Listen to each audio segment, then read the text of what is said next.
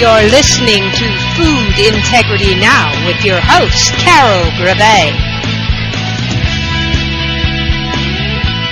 Hello and welcome to Food Integrity Now. I'm Carol Greve. I'm your host today. At Food Integrity Now, we envision a world without GMOs, a thriving world where our food is safe for our children and our grandchildren.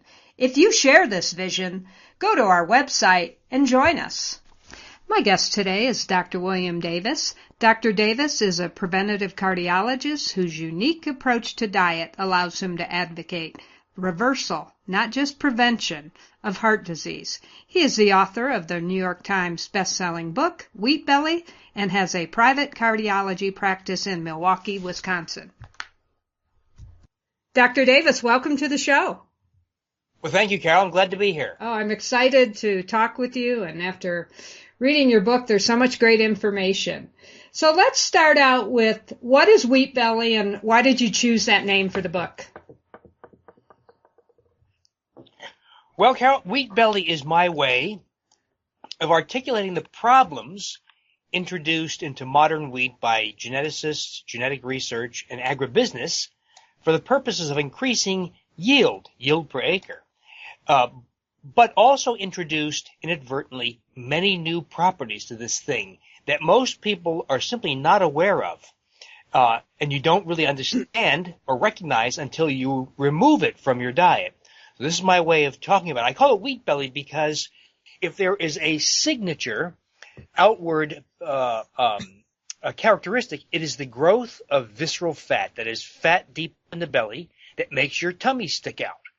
And so you might know it as a beer belly, but there's plenty of people who don't drink beer, or certainly don't drink sufficient amounts to have a beer belly, yet they have wheat bellies. You see it in little kids, you see it in the elderly, you see it in middle-aged people, you see it in females, you see it in males, you see it in just about everybody nowadays. And it's because of the changes introduced into modern wheat, made worse, of course, by our own USDA's advice to allow grains, healthy whole grains, they say, to dominate diet. They want us to consume 60% of our calories from grains, grains meaning wheat for the most part. Yeah. Well, how did wheat evolve over time, and when was it first introduced into the human diet? Well, the very first consumption of wheat dates back roughly 10,000 years ago to the Fertile Crescent, when humans, who were mostly scavengers, hunters and gatherers, spied this prolific grass. This was several thousand years after the last glaciers had receded upwards into Europe, and an arid period followed, and there was a proliferation of grains in the Middle East. And our hunter-gatherer ancestors saw this stuff and asked, can we eat that stuff? So they figured out a way to eat it. They incorporated wild grains. So that was einkorn grain, that is a 14-chromosome plant that is the granddaddy of all modern wheat. Now, what we have today is very, very different. First of all, it's not 14 chromosomes, it's 42 chromosomes. So it's completely different. It has the added genetic sequences of many grasses, wild grasses in it. But even more so, these genetic characteristics, the outward characteristics, the internal and biochemical characteristics have all been changed by all the manipulations of agribusiness and genetics research. Wow, that's amazing. You say that 20% of human calorie consumption is wheat. I find that number staggering. Has it always been this way? It's changed, it's shifted many times over the years. You know, it was very different, say, in the Middle Ages or the 19th century. Right now, it's a very large number, and it's going to increase unless, of course, we have our way. But right now, 20% of, that's exactly right, 20% of all human calories come from wheat. 50% of all human calories come from the combination of wheat, corn, and soy. And by the way, these are the calories controlled by agribusiness. That is, it's very difficult to control our consumption of beef or pork or fish or apples or green peppers, pardon me. But it's much easier to control, legislate our behavior if our calories are coming from high-yield crops, courtesy of agribusiness. So that's a whole subtext in this whole conversation that this is largely the doing of agribusiness. Yes, wheat has come in many ways to dominate the diet, not just in the U.S. or just in North America, but worldwide. Well, I want to talk further about the agribusiness, but let's go into the wheat and what diseases do you feel are attributable to wheat consumption? I know that's a broad subject, but... Carol, it's a head-to-toe subject. That's exactly right. There is hardly an organ system that is not adversely affected by wheat. Skin, for instance, there is a long, long list of skin conditions that have been associated with wheat. The list is literally, just in skin disorders, the list is literally 4 pages long. But it includes such common conditions as acne and seborrhea and psoriasis. It affects the brain.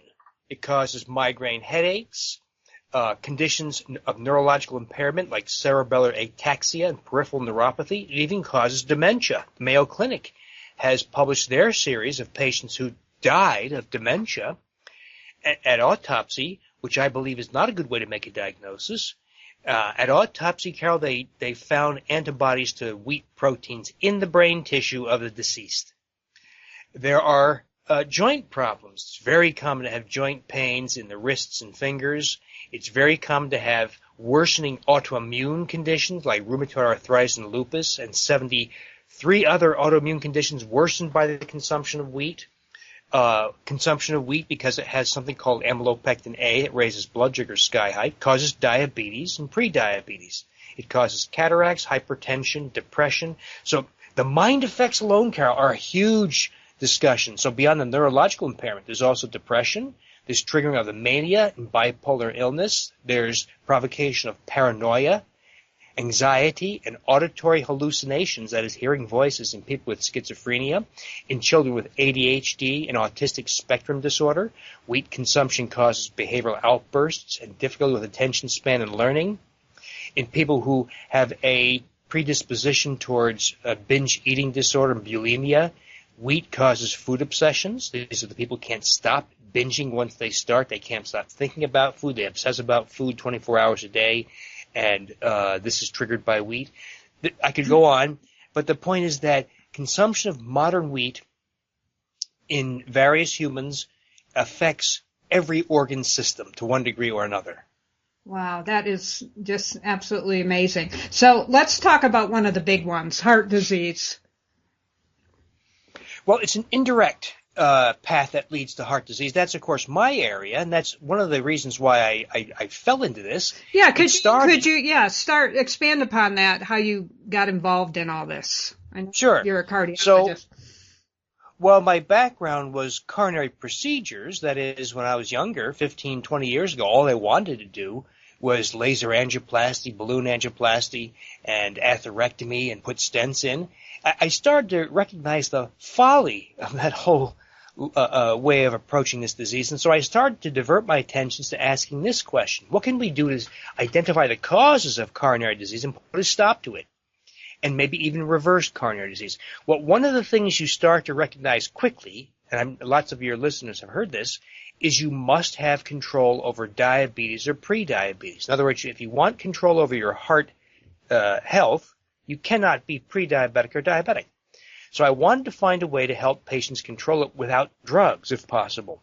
So I used a very, very simple, almost painfully simple line of logic, and that is, if you look at any table of glycemic indexes in a nutrition book, you'll see that among the highest glycemic indexes of all, that is the capacity to raise blood sugar, is whole wheat bread.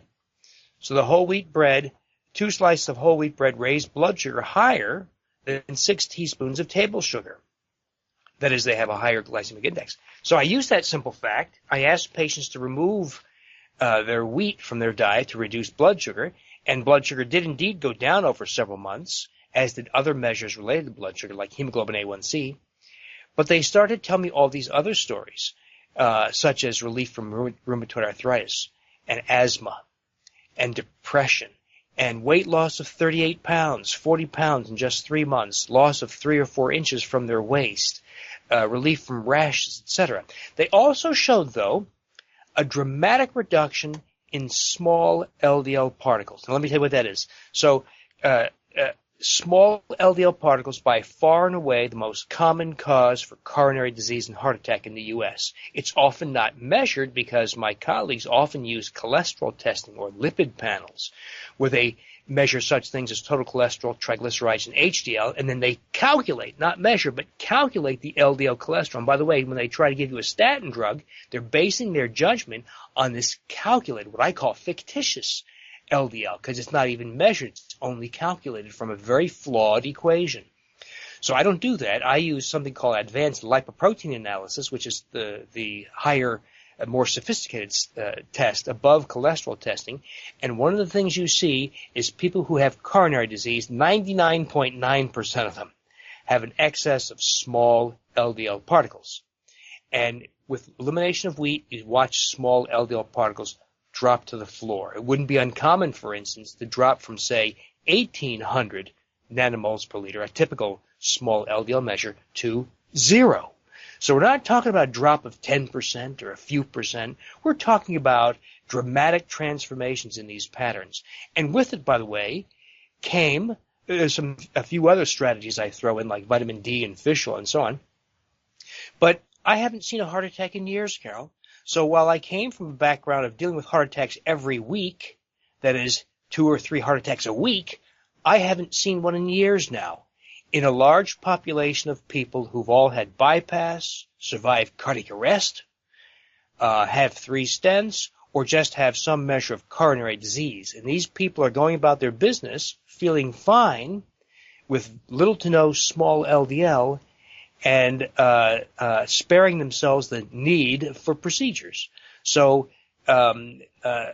wheat consumption leads to heart disease by way of this very, very common abnormality called an excess of small LDL particles. Wow, that's fascinating. I know when I was in my 30s, I had my cholesterol checked, and I think my overall number was 280.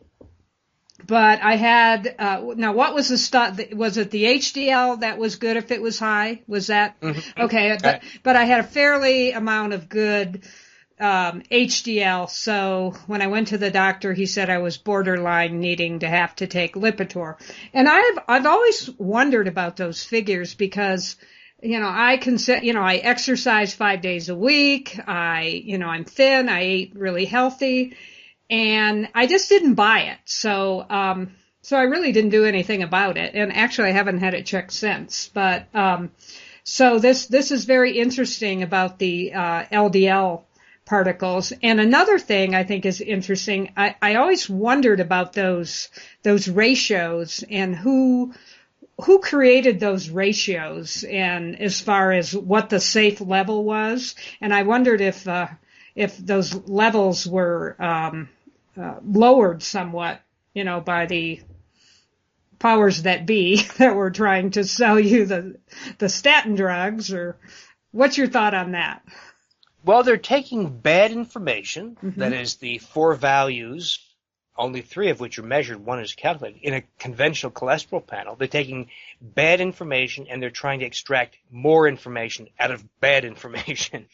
So you can extrapolate by those calculations or equations. You can extrapolate a little bit of better information on a statistical basis. That's the great difficulty here.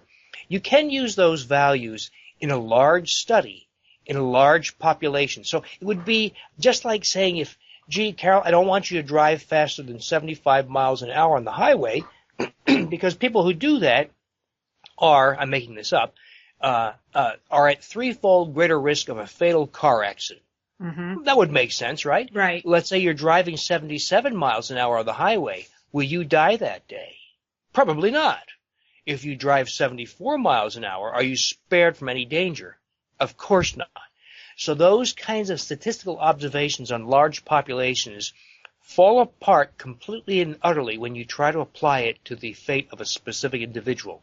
That's what they're trying to do. They're trying to boil down some kind of predictive value out of these awful numbers to your individual health, which is an impossible task. You cannot do that.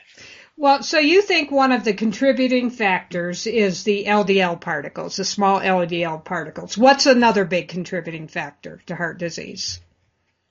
Hyperglycemia, that is high blood sugar. There's a whole long list of reasons why that is. So high blood sugar is an underappreciated abnormality. It leads, of course, to diabetes and prediabetes, but it also leads to cataracts, blindness, hypertension, cancer, dementia, as well as heart disease.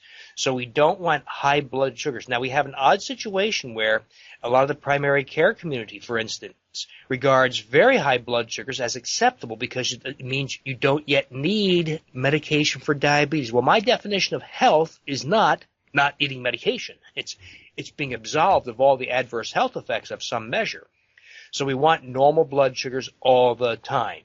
And my definition of normal blood sugar is never higher than 100 milligrams per deciliter. So it means never having blood sugars of 170, as often occurs after 2 slices of whole wheat bread or a bowl of oatmeal, by the way, with no sugar. So we want no foods that trigger sky-high blood sugars. This is a big problem in the modern world. We have people who think, for instance, that quinoa is good, but it raises blood sugar sky-high, as does oatmeal or oat bran. So, yes, eliminating wheat is a really, really big process, and it's a big solution to many problems. But just eliminating wheat doesn't leave you with an otherwise perfect diet. If you want perfect health, you've got to take some other steps. You've got to cut back on your exposure to high fructose corn syrup. You don't want hydrogenated oils. And you don't want foods that cause extremes of hyperglycemia. Well, I'm really sad to hear you say that about quinoa. I had quinoa pancakes for breakfast this morning, thinking I was doing a really good thing. Now, well, Carol, there's one easy way. People are often skeptical. This is true, but there's a very, very easy way. I'm a big advocate of self-testing. Mm-hmm. In other words, not taking your doctor's word for it, proving it to yourself. And you and I can now go to Walmart or Walgreens or those kinds of stores, and you can buy a very inexpensive glucose meter and some test strips, and with a little finger stick, you can check your blood sugars. So people are often amazed that if you check a blood sugar just before you eat something, and then 1 hour, not 2 hours, the primary care people say 2 hours, but they're concerned more with the adequacy of medication. We're talking about what's the peak blood sugar that results from some food. So you check a blood sugar 1 hour later, and you see what the peak is. And you'll find that, for instance, if you eat a sandwich of whole wheat bread on low-fat turkey breast, you'll have a blood sugar of 150, 160 typically. If you have a bowl of oatmeal, you're going to have a blood sugar of 160, 170, 230, sky-high, awful blood sugars. And so you can judge for yourself what your tolerance is to carbohydrates, because it does vary. Wow, that's amazing. But grains like quinoa and buckwheat, well, actually, buckwheat's not really even a grain. It's a grass. Isn't that correct? I believe so. Yeah. So though they're still going to spike your blood sugarly, most likely, but it's they're not as dangerous as wheat. Is that an accurate statement? Well, a lot of it boils down to hyperglycemia. That is the blood sugar raising potential of these foods, whether it's buckwheat or quinoa or millet or any number of the what I call non-wheat grains or grasses.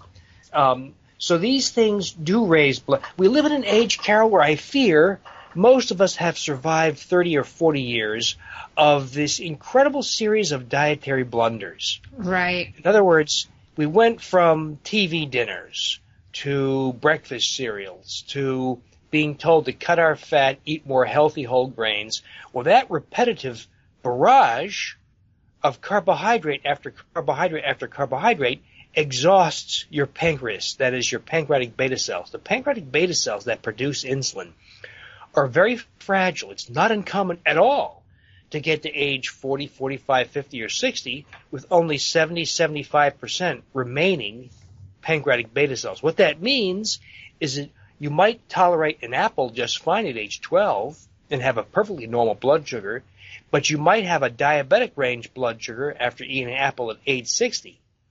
So it's no longer good enough just to talk about eating whole foods or natural foods or fruits and vegetables. We have to be conscious of the carbohydrate exposure not because carbohydrates are intrinsically bad, but because this is the end result of a blundering series of dietary misadventures, much of it endorsed by our own U.S. government. So we have to be smarter than that. We have to recognize that big mistakes were made, and we've fallen victim to this idiotic advice. We're not going to do what they suggest we do, and in fact, we've got to undo what they've advised us to do, and part of that process of undoing is not overindulging in carbohydrates and then submitting to all the drugs for diabetes and prediabetes. Well, how long have we heard, to prevent heart disease, eat whole grains and low fats? I mean, that has been a prescription that, is kind of ingrained in our thought process. So, in your opinion, who stands the most to promoting this diet? Well, who hasn't profited, right, Carol? Right. That's probably a better question. So we know that the American Heart Association profits from this message. Now they put some of that money to good use, as well as paying the CEO a very nice salary, but because they charge companies to put their heart check mark stamp of approval on foods like Cocoa Puffs. Right. Big Food, of course, profited enormously. They realized that the low-fat message allowed them to take cheap commoditized ingredients like wheat flour, cornstarch, high fructose corn syrup, and food coloring, and call it any number of things with a very, very generous markup. So agribusiness has profited from this. They get to patent their seeds, their specific genetically modified strains or genetically altered strains. They get to patent the herbicide that goes with it. So agribusiness has profited enormously. The people who've paid the price is the general public. While we have cheap, easy calories, we pay a health price. This is a worldwide problem, Carol, I fear. So we have a world, not just the U.S., not just North America, a world getting 20% of its calories from wheat, 50% of its calories from corn, soy, and wheat. So we have created a dietary house of cards to support an unsustainably overpopulated world. So this is, admittedly, to eliminate wheat is really an economically unfeasible thing to do worldwide. This is really for those of us who have come to recognize the incredible health dangers of consuming modern wheat and have the financial ability to say, I'm not going to eat this and poison my life and my health. So this is going to take many, many, many decades, if not longer, to undo this incredible mess of propping up the dietary intake of humans worldwide based on grains, based on the products of agribusiness. Right. And you also talk about the problems with diabetes in wheat. And when you look at the pharmaceutical industry and how they are profiting so much from these diabetes drugs, it just makes you wonder. Oh, Carol, a turning point for me was about 5 or 6 months or so after Wheat Belly came out. And obviously I've been the focus of criticism from the wheat lobby and the wheat trade groups. That's their job. That's okay. But I wanted to know who these people were. Who are these people who devote their careers to advocating the consumption of healthy whole grains and who go to do battle in the media against people like me? Who are these people? Well, I was shocked to discover that these people who support the wheat message, the healthy whole grain message, are paid and have been so for many years largely by the diabetes drug manufacturers. To me, that was a day where, I'm not a conspiracy theorist, Carol, but I got to say that day I had thoughts of conspiracy flying through my head because this is just, to be honest, too creepy. Well, I don't think you have to be a conspiracy theorist to connect the dots. And that's what it sounds like you were doing and that's what they don't want people to do, I fear you're exactly right, that a lot of money has been made and a lot of money will continue to be made. And if we advocate this path, we are potentially threatening their franchise of trillions of dollars. Right. So what do you feel are the dangers of eating a low-fat vegan diet? And like one that I've interviewed Dr. Campbell about the China study. Do you have an Well, opinion? I was a former vegetarian. So I was a vegetarian about 22, 23 years ago, at a time when I used to jog 3 to 5 miles a day. And at the time, I heard Dr. Dean Ornish, one of the people who's part of that world, that is the low-fat vegetarian vegan world. I heard him talk. I heard him how he proclaimed to reverse heart disease with his approach, so I tried it myself. I became diabetic quite promptly, by the way, while I was jogging 3 to 5 miles a day. That's when I started to ask questions. So I may upset some of your vegetarian vegan readers and listeners, but if we look, let's take a look at what humans have eaten for the last 2.4 million years since we transitioned away from the Australopithecus species, that is the pre-human that did stand upright like we did, but had small brains and who were largely herbivorous. What's happened in those 2.4 million years? Well, we've enjoyed a tripling of brain size from 450 cc's in Australopithecus to 1,350 cc's in modern Homo sapiens, that is us, because we learned to use tools as weapons, more sophisticated as time went on. We learned to group hunt. So if you and I wanted to take down a woolly mammoth a million years ago, we had to communicate. We developed a vocal apparatus for speech, and we consumed the meat and organs of animals. These are the three things, the three forces that converged that allowed the human brain to triple in size. So consumption of animal flesh, animal meat, and organs is part of the human experience. There is no vegetarian society on Earth that has lived its life throughout history as a vegetarian community. Vegetarianism is a modern conception. It's a modern invention, but I fear one that's very contrary to the evolutionary path of humans. And by the way, when humans first incorporated grains, that is einkorn or emmer, in the Middle East and Europe, or maize and teosinte in the Americas, or rice from the swamps of Asia, and sorghum and millet in sub-Saharan Africa, all humans who incorporated grains experienced an explosive increase in tooth decay, tooth abscess, tooth loss, teeth crowding, shrinkage of the maxillary bone and the mandible, that is the jaw. Males lost height, females lost height, bone diameter decreased. We developed evidence for iron deficiency. And for the first time in the evolution of primates, we lost 250 cc's of brain size with the incorporation of grains. So even with the consumption of wild grains, it involved a compromise in health evident in the fossil record and the archaeological record. So grains never belonged in the human diet, but animal products do. Wow, that's amazing. And I know that the Weston A. Price Foundation has done so much research, and Dr. Price has gone back so many years, and he concurs with exactly what you're saying. Do you have any concerns about people giving up wheat and then going out and eating all these gluten-free products? Oh, excellent point, Carol. Excellent point. So we don't want to replace a problem, wheat and its proteins called gluten, with another problem, and that is gluten-free foods made with what I call junk carbohydrates: cornstarch, rice starch, tapioca starch, and potato starch. So all those gluten-free products on the shelves, the multigrain bread and muffins and rolls and cookies and pretzels, are made with those four ingredients. Well, those four ingredients are among the very few foods that raise blood sugar even higher than wheat flour. Oh, my. Because when you dry and pulverize that kind of starch, you increase the surface area for digestion exponentially, and it sends blood sugar sky high.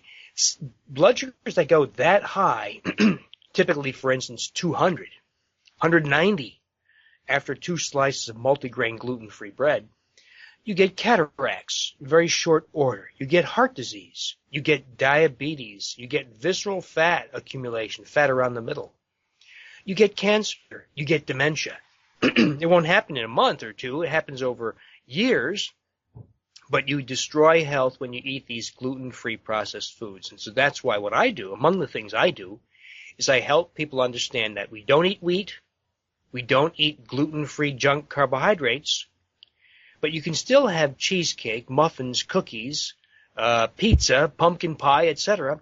But we're going to use truly healthy, benign ingredients that don't raise blood sugar sky high, that don't trigger appetite, that don't trigger autoimmune disease and mind effects. We're going to have, say, pizza, but we're going to make the crust out of almond flour, for instance, or some other benign ingredients, and you can have a very delicious pizza or cheesecake using these other ingredients. And those are the recipes I advocate. They're in my books as well as the Wheat Belly blog. Oh, that's great. And I also have a concern about the gluten-free products because so many of them have genetically modified ingredients in them too. Excellent point. Yeah. Yes, very, very good point. Yes, if you start reading the ingredients, which I'm a real advocate of reading the labels, you'll find a lot of the gluten-free products the first ingredient is corn. And as we know, 95% of all the corn is genetically modified. So I agree with what you're saying. You don't want to replace a bad with another bad. And so what do you think about the paleo diet? The paleo people are my friends, so good. We overlap to a great degree. Now, we've got to be careful because one of the things, so I think the paleo style of eating is a very good style of eating. It is very restrictive. I'm not quite as restrictive. I'm a critic, obviously, of many foods, but I'm not quite as restrictive as some of the paleo people are. We have to be careful, though, because if we say, what lessons can we learn from the Paleolithic style of eating? Well, we have to keep in mind that the Peruvian culture off the coast of South America that ate a marine diet was very different from the diet of the Maori New Zealanders, was very different from the diet of the Tanzanian Stone Age culture off the coast of Australia, was very different from the diet of the subarctic Inuits, was very different from the diet of Pacific Northwest Native Americans. It's very different from the diet of the savanna-ranging Maasai, very different from the Hadza and the San and the Pygmies and the Yanomamo. In other words, the notion of a Paleolithic diet encompasses an extraordinary range of varying dietary styles. But there are several common threads among all of these dietary styles. The one common thread is, Carol, none of those, not a single one of those cultures consumed grains. None. None of them consumed processed junk foods. Beyond that, there's really not that much there's still not that many commonalities among those diets. No grains, no junk processed carbohydrates. Beyond that, it's tough to draw many parallels among the different styles. And we could also take Paleolithic diet to its extremes. In that period, this sounds awful, but consumption of termites was very popular, as was cannibalism. I don't think we should do that. Right. So what about in Europe? It seems like wheat is not as big an issue as it is here. I think there's a variety of issues in there. Not all of this has been fully mapped out. There is a problem, first of all. There is a rise in celiac disease in France and Italy, for instance. There is a rise in weight. It's obviously, we are much better at getting fat than the Europeans are. But they have their own problem. Germany has a big problem. France has a growing problem. I think the French, the Italians, tend to not consume as much junk processed foods as we do. They tend not to eat meals provided by 7-Eleven, for instance. They don't eat as much fast food. So we're exposed to a whole variety of a greater quantity of wheat flour, a greater quantity of cornstarch, high fructose corn syrup, hydrogenated oils, polyunsaturated oils, high temperature treated oils, etc. So we are exposed to a whole range of things. They have a higher fat intake, which is good. Mm-hmm. So the French, of course, are not afraid of butter or animal fat, and that provides partial protection. The French, I'm focused on the French because they often are regarded as the most healthy among the Europeans.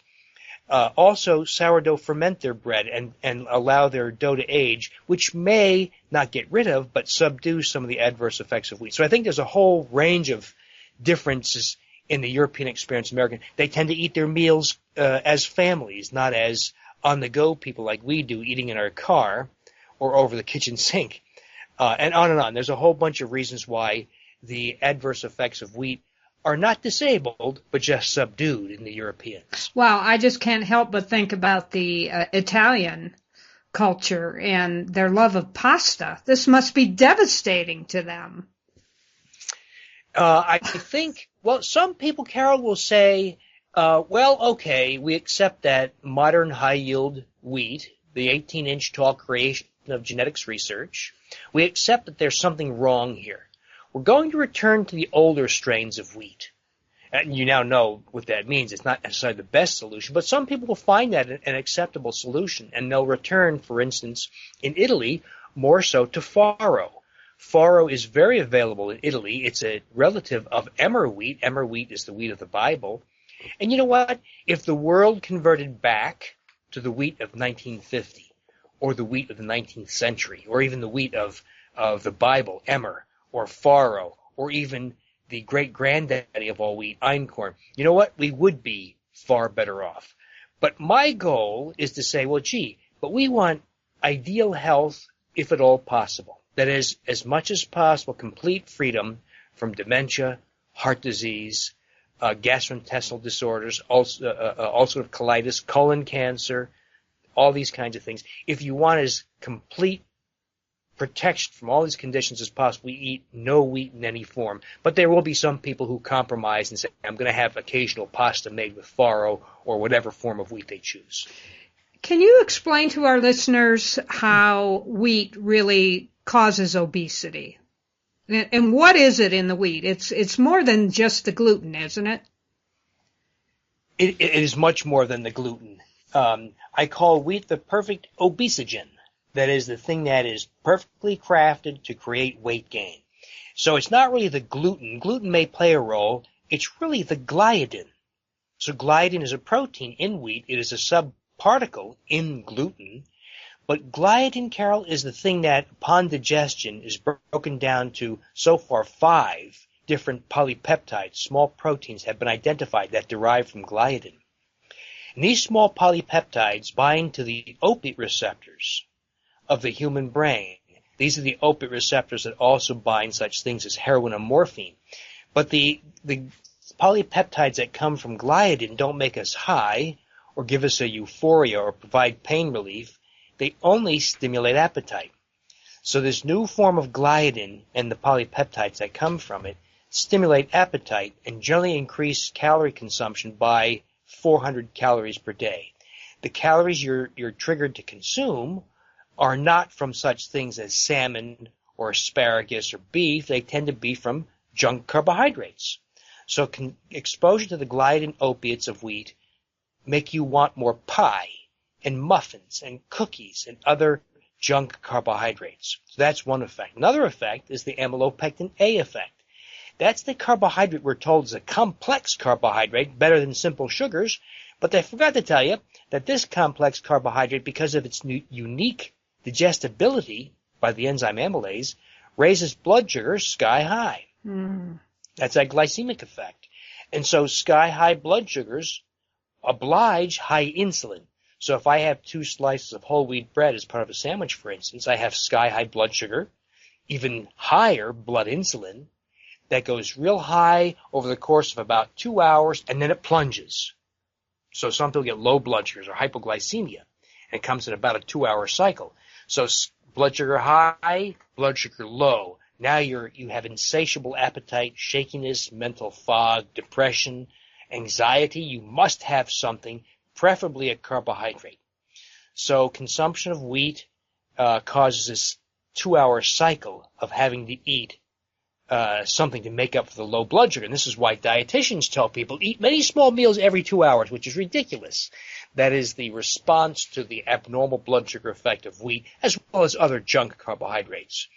To make it worse, there are other effects. There's some data, for instance, that wheat germ agglutinin, which is a very destructive protein in wheat, most concentrated, by the way, in wheat germ, blocks leptin. So it blocks the hormone for satiety. So you want to eat more. And there are other effects. But this is why I say wheat is the perfect obesogen, Carol. It's got everything you could ever want to make people fat. And you know what? It works. We now have the fattest population that has ever walked the earth. Not by a little bit, by a long stretch. People who formerly would have been in the circus are now walking the mall. And this is the creation of agribusiness. Yeah, I wholeheartedly agree with you. And also back on the subject of the glidin, didn't I read somewhere there was a connection with increased schizophrenia or something like that? Have you heard about that? Yes, absolutely, Carol. One of the most fascinating aspects of this evil conversation are the mind effects of glidin. So people are often confused by this because the effect of glidin depends on your individual susceptibility. So if you have schizophrenia, exposure to the glidin protein causes paranoia and hearing voices like you should kill your neighbor. The glidin protein in people with bipolar illness can trigger the mania, the high. The glidin protein triggers food obsessions, 24-hour-a-day relentless food obsessions in people with bulimia and binge eating disorder. The glidin protein causes behavioral outbursts and difficulty with attention and learning in children with ADHD and autism. And in everyday people like you and me without these predispositions, it only causes appetite stimulation. So glidin is a very powerful mind-active drug. And we're told, of course, to eat more healthy whole grains and thereby consume more of this mind-active drug. What about beer? I know that beer has gluten in it, and there are some gluten-free beers out there. I've seen, and I've actually tried them, ones with sorghum. What do you say about that? I've had some sorghum-based beer too. They can be very delicious. I live in Milwaukee, which is kind of the capital for a lot of beer conversations. Right. I will tell you that. So we want to avoid the gliadin protein that stimulates appetite. People who are gluten sensitive need to avoid the gluten. And we also don't want to be overexposed to carbohydrates, which is one of the problems with beer. So I tell people drink Michelob Ultra, which is non-wheat, very low carbohydrate, 2.6 grams per 12-ounce serving. Bud Light, a lot of people say it doesn't taste very good, but it is a wheat-free, low-carbohydrate beer. There are some gluten-free beers, and there's a growing number of them, such as Anheuser-Busch's Red Bridge product. There's a company called Bard's, which is UK brand. There's another brand called Greens, which I believe is Austrian. And now these are gluten-free, often sorghum-based, but they tend to stray into the area of a little bit excessive carbohydrate intake. Most of those have between 14 and 16 grams carbohydrate per 12-ounce serving, which is just at the high limit of tolerance for most of us before we start to have blood sugar effects. So what I tell people is if you have one of those heavier carb beers, just have one. Yeah. Well, that's good to know that it's not that terrible, although I don't think I'll be drinking a Bud Light. After you have all those craft beers, it's hard to go back. This is true.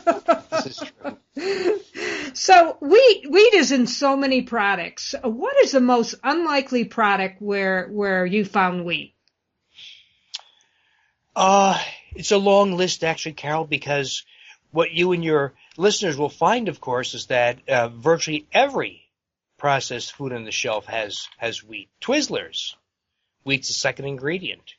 Campbell's tomato soup, Lipton instant soup, salad dressings, all frozen foods, all breakfast cereals. In other words, there is wheat in virtually every processed food. Now, it could be there because it's necessary for its unique taste and texture. But this is my raw speculation. That's all, just speculation. I have no proof.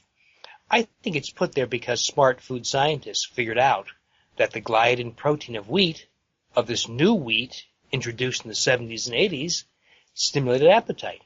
And rather than warn us, they just said, let's put it in everything. Because I know of no way to otherwise explain the incredible presence of wheat in almost everything. So you're actually hard-pressed to find wheat, the absence of wheat in any processed food. Do they hide those ingredients? I mean, we know they hide them, but do they, when they list the ingredients, are there specific things that people should look for? I.e., I teach people how to look for genetically modified ingredients and, maltodextrin and things like that. Is that the same with looking for gluten-free ingredients? Is there a list of hidden ingredients? Yes. Thankfully, most of the time it's pretty obvious. Wheat flour, wheat protein or something like that. But there are some, I don't think this is intentional, it's just the terminology, the poor terminology they use, but such things as hydrolyzed vegetable protein or vital wheat gluten or seitan. These are all forms of wheat. There's a long list of them. You can find these usually on a lot of the celiac websites, the gluten-free websites. I have lists of them in my Wheat Belly book as well as the Wheat Belly cookbook. You just have to you don't have to commit them to memory, but I think it's helpful if people look at them and you recognize that what these words mean. And as you point out, sometimes you really don't know where these things come from. If it's maltodextrin, for instance, it might come from corn, it might come from wheat. You really can't tell by looking at the label, so you avoid it altogether. Because it's easy as it sounds, because we really shouldn't be buying foods that have labels, right? We should be eating foods that are things like salmon or asparagus that don't require labels. If you must purchase a food with a label, then try to buy things only with recognizable ingredients and perhaps ones that don't include those stealth sources of wheat or GMO ingredients. Right. And I tell people if you can't read the word, don't buy it. I'll buy that. Yeah. So you mentioned celiac disease, and we haven't talked about that much. And the wheat problem goes way beyond celiac disease, doesn't it? Absolutely. So celiac disease, the immune intestinal destruction from wheat gluten, affects about 1% of Americans. There's an uncertain number of people who have what the gastroenterologists are calling gluten sensitivity. Nobody knows what that means, by the way. It might be gluten sensitivity, and current estimates run between 6 and 8%, 9% of the population. But, in truth, Carol, they don't really know that's a gluten problem. It could be a glidin problem. It could be a wheat germ agglutinin problem. It could be any number of other things. They just happen to call it gluten sensitivity. But let's accept their definition as it currently stands, though weakly, and accept that maybe another 6, 7, 8, 9% of people have gluten sensitivity. But we're talking about all the other people, the other 90+%, who don't have problems specifically with gluten.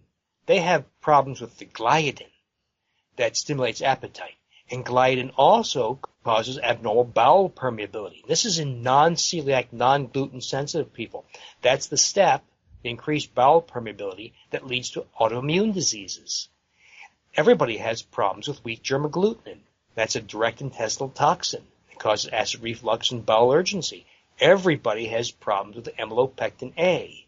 Lots of people, especially kids, have problems with the unique alpha amylase inhibitors in modern wheat. That's what causes allergy, such as asthma, sinus congestion, and funny rashes in kids. So there's so much more to wheat than just gluten. So I cringe when my colleagues say, well, Americans can eat wheat as long as they don't have a gluten sensitivity.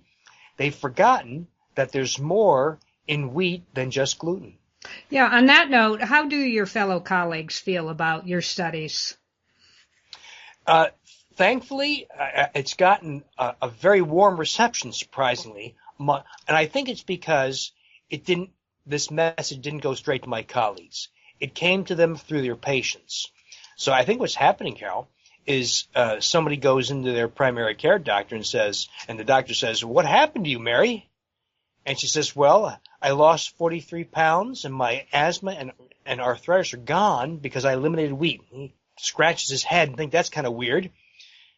A week later, somebody else comes in and says, I lost 78 pounds. I'm no longer diabetic and my depression has lifted and all those funny rashes you gave me those creams for completely disappeared within 5 days.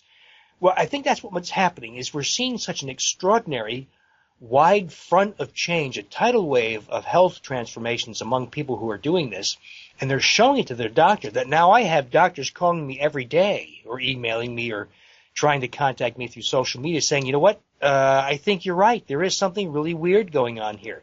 So I stress to them, this is not about cutting carbs so much. This is about recognizing that agribusiness has been busy changing our food. We could talk about genetic modification, or we could talk about the techniques used to generate modern wheat, but we've got to stop just talking about protein, fats, and calories. We've also got to talk about what agribusiness has been doing to our food. So this has actually generated a very great, wonderful reception among most of my colleagues. There are critics, of course. There's always going to be critics. The bariatric community, for instance, thinks this is nonsense. They say there's no proof that elimination of gluten causes weight loss. Well, you and I know it's not about gluten. It's about other things. Right. So I think once people hear the arguments, this has happened, by the way, numerous times when I've debated nutritionists with PhDs and high-level positions in agribusiness. They were dumbfounded. I've gotten everything short of, I never heard this before. In other words, even people in agribusiness, even nutritionists, took the whole set of arguments at face value and are shocked to hear these arguments. Well, no offense, but they believe the men in the white coats as the authorities. Yeah. Yeah. So it sounds like your practice now is more of a wellness practice than anything else. So do you have any supplements that you recommend to people? You know, I know you recommend the cutting out the carbohydrates and the wheat. Are there supplements that you feel are beneficial in general? Yeah.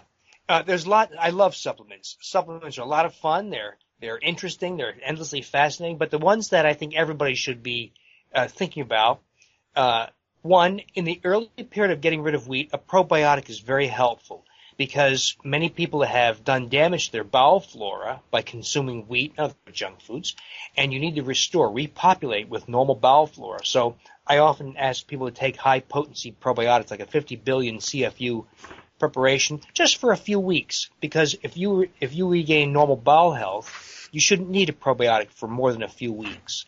I also advocate vitamin D normalization. So what I do is I ask people to take a dose of vitamin D sufficient to raise their 25-hydroxy vitamin D blood level to the range of 60 to 70 nanograms per milliliter, which for most people outside of a tropical or subtropical environment is about 6,000 units per day, though it varies widely from person to person, so it really requires blood work long-term to verify. Are you talking about D3? D3 only. Okay, D3, good. I wanted to just verify that. Yeah, I believe all your listeners are humans, not mushrooms. Right. So we should only take the human form of this hormone, which is cholecalciferol, or D3, exactly right. Okay.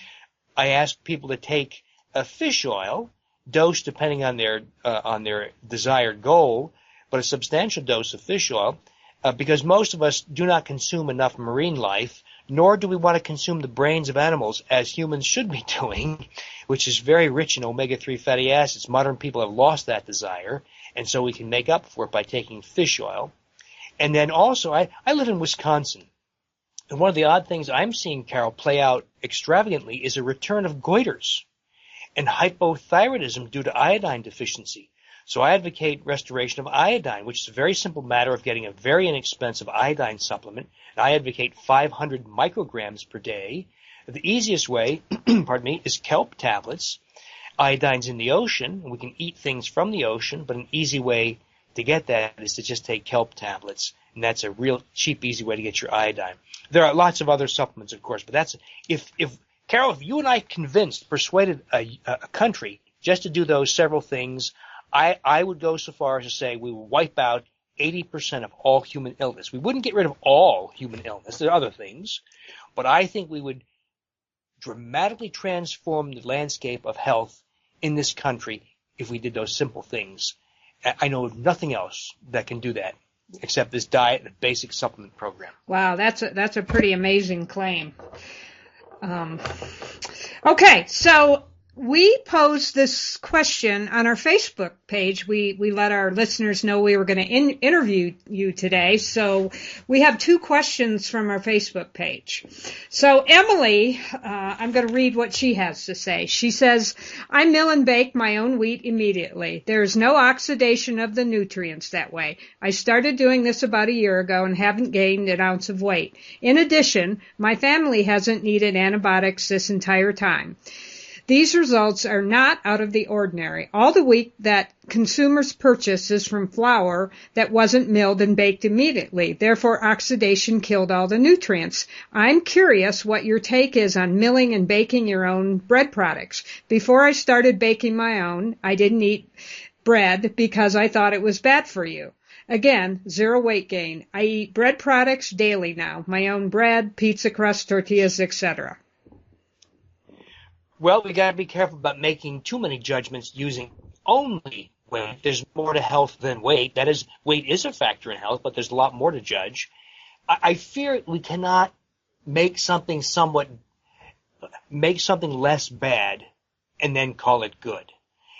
The food industry is famous for this, right? Right. We can say something has fiber in it, therefore this food must be good. Well, not necessarily. So the parallel I draw, the analogy I draw is the cigarette industry. So if I tell you that smoking unfiltered high tar cigarettes is bad for you, and that there's an apparent health benefit if you smoke low tar filtered cigarettes, and that's true, by the way, should by that kind of logic, often used in nutrition, should you and I smoke lots and lots of filtered cigarettes? Of course not. So just because something is less bad doesn't necessarily mean it's good. So I would say that no matter what you do to the wheat, it still has the glidin opiate. It still has the glidin protein that causes abnormal bowel permeability. It still has wheat germ agglutinin that's destructive to the gastrointestinal tract. It still has amylopectin A that raises blood sugar sky high. So while it didn't cause weight gain, it's got too many other problems that are intrinsic to the wheat plant. Okay. And then one more question. This is from Diana. I'd like to know what Dr. Davis's perception is of the impact of genetically engineered foods such as GMO BT corn, which is an EPA-registered pesticide, as well as the chemicals they are sprayed with, i.e. Roundup, on celiac disease and gluten sensitivity. I suspect we all agree on this. They have no business selling that crap. And they have no business telling us that we shouldn't know about it. Proposition 37 to me was that agribusiness played its hand, right? Right. They told us, in effect, we're going to change your food, we're going to modify it genetically using techniques that are extreme and bizarre, and we don't have to tell you a damn thing. We can outspend you, outgun you, no matter where the battle.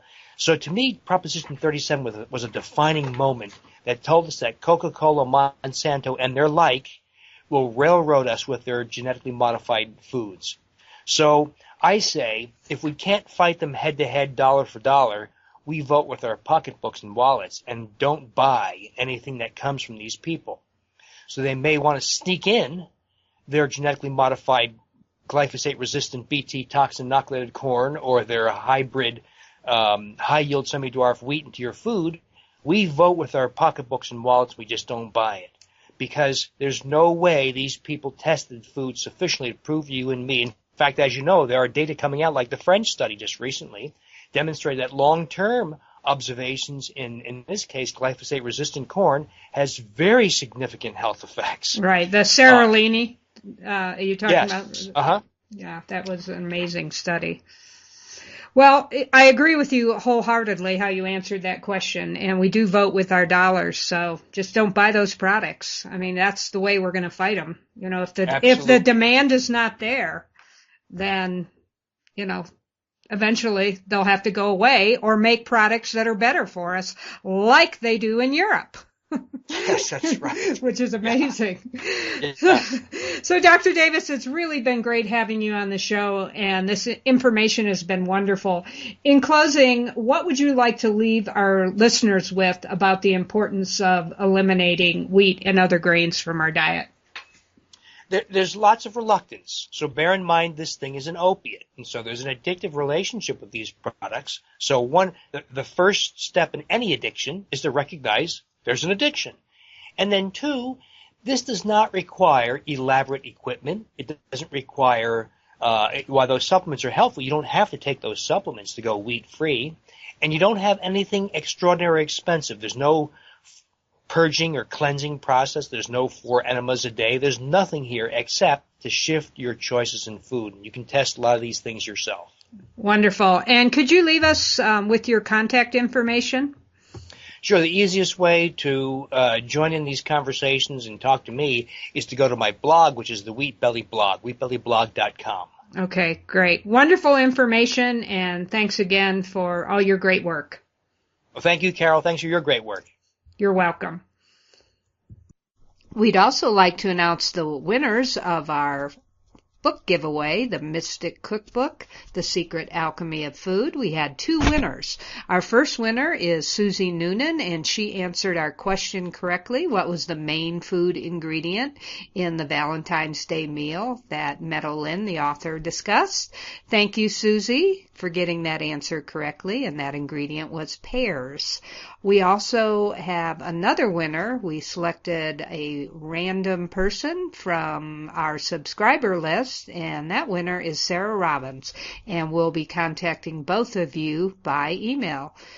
So thanks for listening, and thanks for subscribing to our show, and we're going to be having more of these contests to give away great books that we feel will assist you in creating wonderful meals for your family and for your food education. Thank you, everyone, for listening to us. We really appreciate it. If you like what you hear, please go to foodintegritynow.org and join us. Or if you have a large or small business and want to advertise with us, just shoot us an email at ads@foodintegritynow.org. Or you can go to our website and donate. We appreciate any amount. Thank you so much, and we'll be back next week with another great show. And as always, stay active and be well.